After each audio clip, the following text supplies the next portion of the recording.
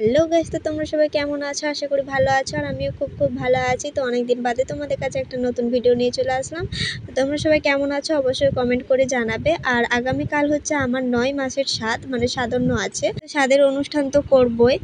আর মা বাবা সব আত্মীয় স্বজন সবাইকে বলা হয়েছে, সবাই আসবে কালকে। তো আজ বিকালে আসবে আমার মা আর আমার ননদরা আজ বিকালে আসবে। তো আর এখানে দোকান বাজার তো দেখতেই পাচ্ছ আমাদের আনা হয়ে গেছে। এখানে সব বাজারগুলো রাখা আছে। এখানে যা লাগবে একটা কাজ করে যা বাজার লাগে বুঝতেই পারছো, সবকিছু এখানের মধ্যেই আনা আছে।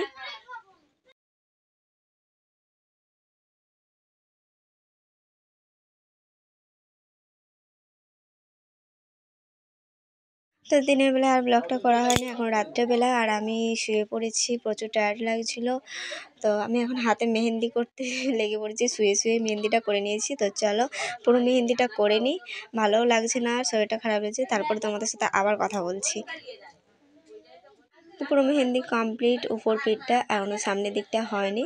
তো চলো, আজকে অনেক রাত হয়ে গেছে, দেখতে পাচ্ছ পাশে আমার বর ঘুমিয়েও গেছে, আর পারছি না। তো আজকে রাতে ব্লগটা এই পর্যন্তই বন্ধ করে দিই, আবার সকালে তোমাদের সাথে দেখা করছি।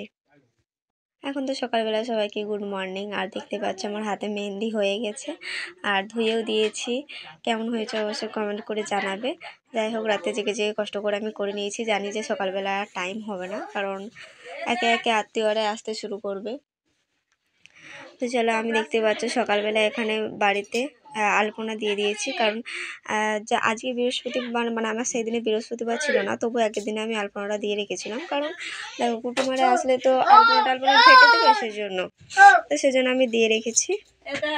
আর সকালবেলায় তোমার দাদা ভাই সব বাজার গেছিলো, বাজার যে সব যা সবজি লাগবে আর লাগবে ওগুলো সব কিনে নিয়ে চলে এসেছিলো।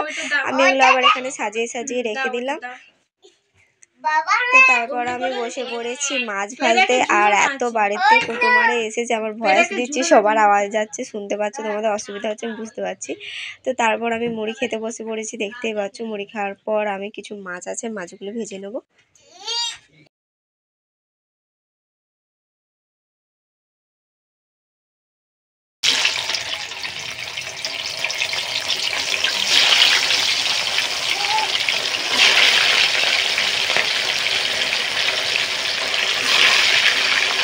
আমার ওখানে মাছ ভাজা কমপ্লিট, দেখতেই পেলে। আর এখন চলে এসেছি এই ডাবটা নিয়ে। চলো আমি এই ডাবটা এখন কেটে খাবো, খেয়ে নিই।